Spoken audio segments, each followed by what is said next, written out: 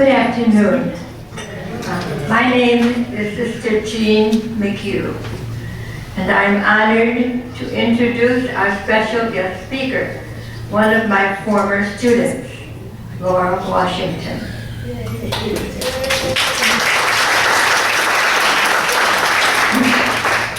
Laura Washington brings more than 2 decades of experience as multimedia journalist and nonprofit professional who specializes in local and national politics. Laura has served as Deputy Press Secretary to Chicago's Mayor Harold Washington, and is currently a columnist for the Chicago Sun-Times and a political analyst for ABC Channel 7. Laura's reporting, analysis, and commentary have been featured in the national media, including Time and Newsweek magazines, the New York Times, the National Public Radio, PBS, and the BBC. Laura has been honored with more than 24 awards, including 2 Emmys, the Peter Liziger Award for Outstanding Journalism, and the Studs Terkel Award for Community Journalism.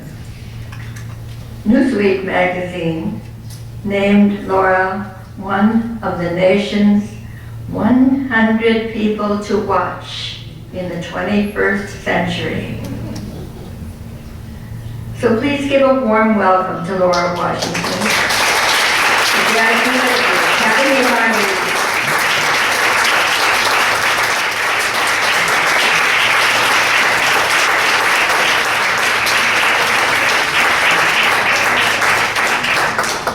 Thank you, sister. That was so very special. I was so pleased that you remembered me from religion class way back. We're not going to talk about how far back. You remember I was a little skinny girl that looked up at you sometimes. Well, not quite so skinny, but thanks for remembering. And I wanted to acknowledge all of the sisters, particularly the sisters from, all of you are very special, but I wanted to acknowledge in particular the sisters from AOL and ask you to raise your hand. I'm going down the list of folks who I was told was going to be here today. I'd love to acknowledge them one by one, starting with Sister Miriam Patrick Cummings. Yeah. Sister Emily Walschlager. Sister Jean Phelan. Sister Joan O'Connell. Sister Mary Martin Colbert. Did I miss any AOL sisters? Did I get them all? Which one? Which one? Former sisters. Former sisters. Please. Yeah. Okay. Please. Brava. Brava.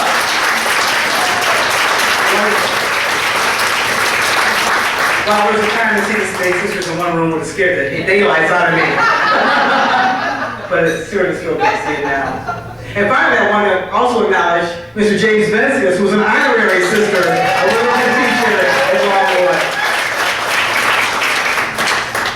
And thanks to the alums for being here today. You know, it's on our shoulders to carry on. We live this legacy every day, and we have to carry it on behalf and with the sisters. And I just want to thank all of the alums for being. Who's an alum? Please raise your hand. Along with alum. Oh wow, we're doing it. Yeah, we're doing it. And particularly, I had to acknowledge a couple of alums that I did not know, but who are related to me, sort of. My cousin walked into the room, Nicola Parisi. Please, Nicola, stand. And she brought 2, she's not an alum, but she brought 2 alums with her, or rather, the alums brought you, dragged you, she told me, with her. Thanks to the 2 of you for being here today, too. This is an incredible opportunity for me to be standing here to represent all the alumni of all of the school sisters of Notre Dame schools. and to show our gratitude and love for all that you have done. You've heard a lot already today about all the great deeds and all the great contributions, but I just want to reflect a little bit more about it, especially from the perspective of Longwood, which is where I know the school sisters best, and I know it applies across the board. One of the most fun things about this was going back to all the memories. Last night I had a dinner with two very special friends of mine, who I want to acknowledge right now, my two closest friends from Longwood, Lillian Lyons Davis, stand please, and Shirley Williams Jr. I love you girls, love you. We had a great dinner last night. We spent part of the time reminiscing about Longwood. Partly I was looking for some material for today, of course. And we shared a lot of great old stories, some of which I agreed not to repeat today. But everything we talked about always came back to you, always came back to the sisters. You kept us straight. You were strict. Well, Sister Mary Martin said a minute ago, just really resonated with me. Take my fist and ram it down your throat. I heard something like that before a few times. Sometimes you made us crazy, but you changed our lives. Longwood was a very, very special place for me and so many others. When I first visited Longwood with my mother, and I was scouting around to decide which high school I was going to go to, in some ways, it really drew me. I was captivated by Longwood. I was a working class African-American teenager who grew up on the south side in a segregated part of town. I had never even been to the area where Beverly, where Longwood was. Got there, the campus, those of you who have any connection to Longwood know, was just spectacular. 500-acre campus with picturesque brick facades and towers. It was like a dream.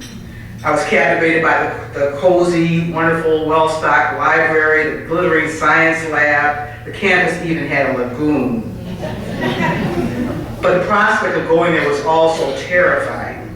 Longwood was way on the other side of town from where I lived. The neighborhoods around Longwood were predominantly white at that time, and I had grown up in a black neighborhood.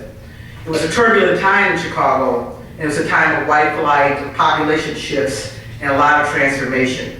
It was very scary. Besides that, it just wasn't cool to go to an all-girls school. I was like any other red-blooded pubescent girl. I wanted to be where the boys were.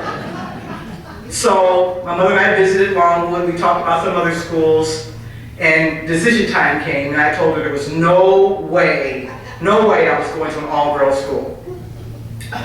And her response was, I have to step away from the podium to get the full effect.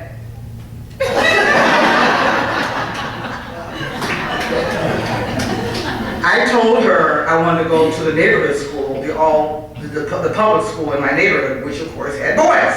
That was the main criteria. Now, my mother grew up in Chicago, but she did not grow up Catholic. When she married my father, who was Catholic, she converted, and they decided together, thank goodness, to raise me and my brother as Catholic, and we went to Catholic elementary schools. She was very committed to the Catholic Church and to the schools, even more than my father, ironically. You know how that goes sometimes. So it was going to be all about the Catholic school. It was going to be, and she talked to me and talked to me and talked to me. You know, Catholic schools are just so superior in terms of what you would get in the public school. I know you don't care about the religious education, but I care about it. She would say, there are opportunities, there's diversity, the education is so superior, the prospects for college are going to be so superior. But the big #1 argument with her over and over and over again was, you must be educated by the sisters. I want you to be with the sisters. And then she told me, after she got gone through all the arguments, she said, I know you're going to make the right decision. And if you don't, I'll make it for you. And you know the end of that story. So I went to Longwood. At Longwood, Sister Dolores taught me Latin. Yeah, you can remember the nice round room on that one. 4 years of Latin.